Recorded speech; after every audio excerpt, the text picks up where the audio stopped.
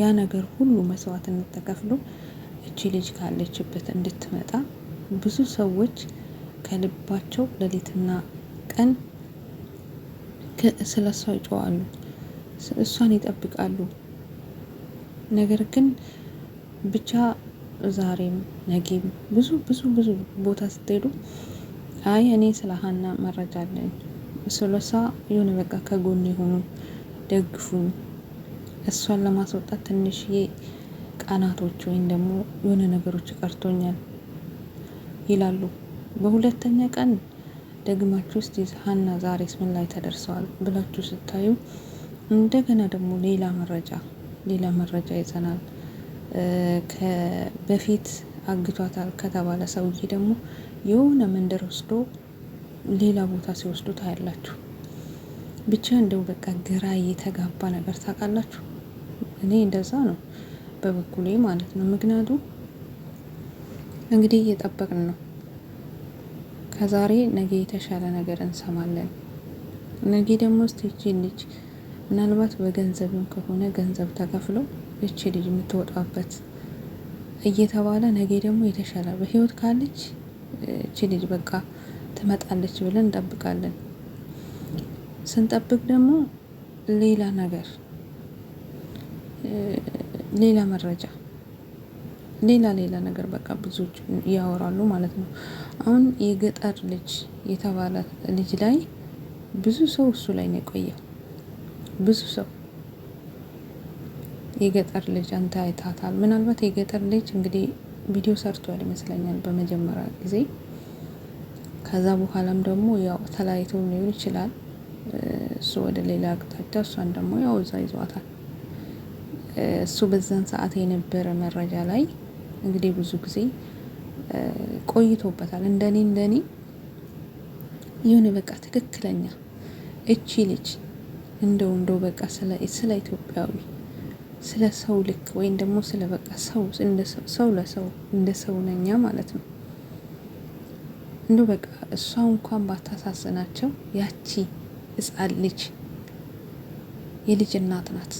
ያቺ ህፃን ልጅ ለሷ ልጅ ምናልባት ያልወለደም ካለ እኔ እኮ ነገ እወልዳለሁ ልጅ ይኖረኛል፣ እንደው በቃ በልጅ አንጀት የልጅ እናት ቢሆንስ እኔ ልጄንስ እንዴት በሚለው እንደው በቃ ወንድም ይሁን ሴት እቺ ልጅ በዛ መልክ እሺ የኔ እናት ብትሆንስ የኔ አባት ቢሆንስ አገር ቤት አሁን እኔ እንደዚህ ተሰቃይቼ ወይም ደግሞ ታስሬ ወይም ተይዤ ቢሆን ቤተሰቦችሽ እንዴት ነው የሚጨነቁ? እናቴስ እንዴት ነው የምትሆነው? እቺ ልጅ እኮ ቤተሰቦቿ ሰምተዋል። እስካሁን ድረስ የኢትዮጵያ ሕዝብ ቀንና ሌሊት መተኛት ያቀታቸው እናትና አባት ቤተሰብ እንዴት ይሆናል? እንዴትስ? ወይም ደግሞ እኮ አንድ ጊዜ ሞታለች የለችም ተቀብራለች ተብሎ ከዛ በኋላ ቁርጥ ይታወቃል። እቺ ልጅ ግን በህይወት አለች አልሞተችም ተብሏል። ስለዚህ እነዚህ ቤተሰብ ማረፍ አለባቸው። ለነዚህ ቤተሰብ፣ ለነዚህ እናት፣ ለዚች እናት፣ ለዚህ አባት፣ ለዛች ለትንሿ ህፃን ልጅ እንደው ይሄንን እንኳን አስበው እውነት ለሀና የሚመሰክር እውነት ለሀና እውነት የምናገር ሰው እንዴት ጠፋ እስከዛሬ ድረስ? ማርያምን ይኸው እንግዲህ ስንት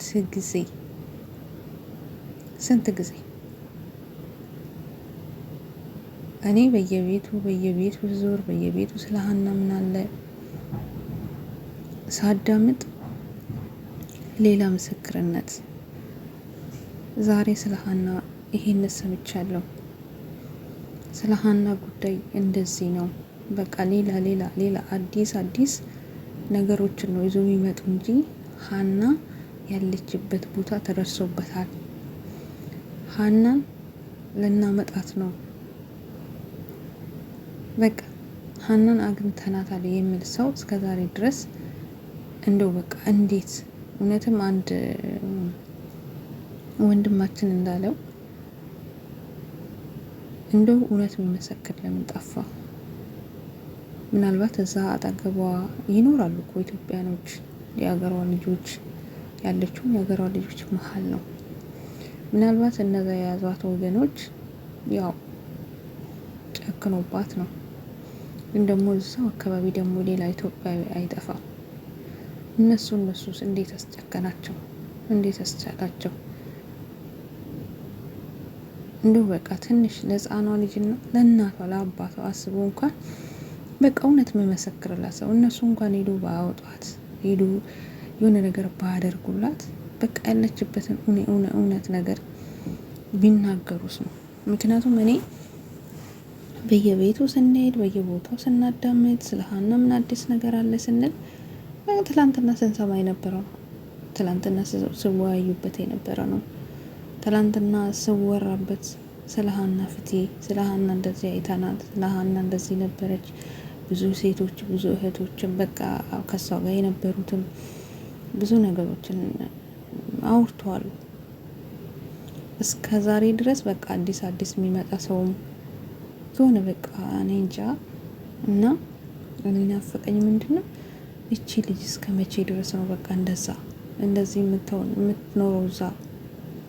ቤተሰቦቿስ እስከ መቼ ድረስ እንደዚህ በቃ በሀሳብ መቼም ተኝተው አያውቁም። ይሄ እርግጠኛ የታወቀ ነው። እና እሺ የሆነ በቃ ለአንድ ሰው ፊት ስንቆም የሆነ እቺ ልጅ ኢትዮጵያዊ ናት፣ ታግታ ነው ሰው እንዲደርስላት ነው እንጂ ግን አሁን ሳየው በቡድንና በብሔር እየተባሉ ነው። ምን አመጣ ይሄንን? ብዙ እኮ ከዚህ በፊት እኮ ሚዲያ ላይ ቁጭ ብለን እንዘራቸው ነገሮች እንናገራቸው ነገሮች ሀገር ቤት ላይ ብዙ ነገሮችን አበላሽተዋል። ብዙ ህዝቦችን ባዝተዋል። ይሄ ነገር እንደው ባይመጣስ? ይሄ ነገር እንደው ባይወራስ? በቃ ልጅቷ ፍትህ ከተባለ ልጅቷን በጋራ ማፋለግ ነው። ማንኛውም ሰው በዛም ያለ ብሔረሰብ አንድ ላይ ተሰባስቦ ለልጅቷ መቆም፣ ፍትህ መጠየቅ፣ ልጅቷ እንድትገኝ የቻሉትን ማድረግ፣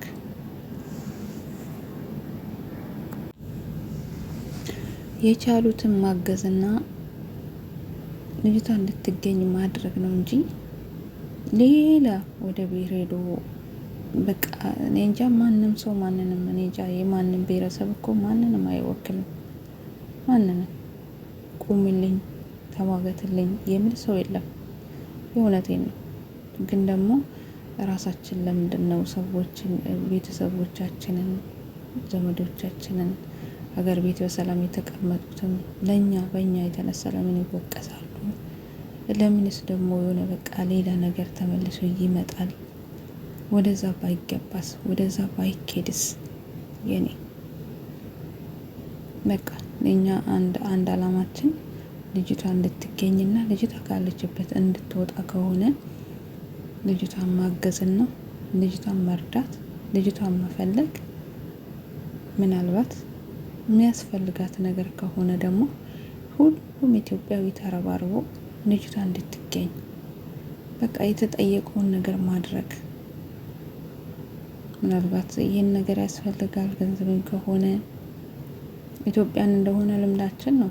ሰው መርዳት መስጠት አዲሳችን አይደለም።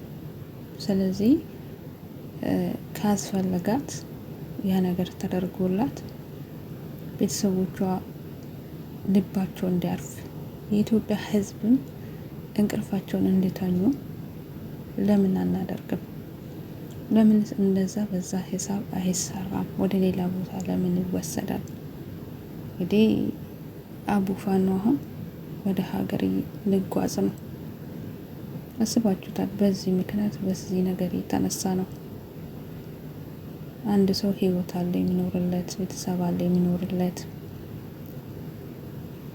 እና ሁላችንም በቃ ምንድነው ቤተሰብ ከወለደን ልጅ ካለን ሚስት ካለችን ባል ካለን ቤተሰብ ካለን ሀገር ማለት የሀገር ሰው ማለት ልክ እንደ ቤተሰብ ነው።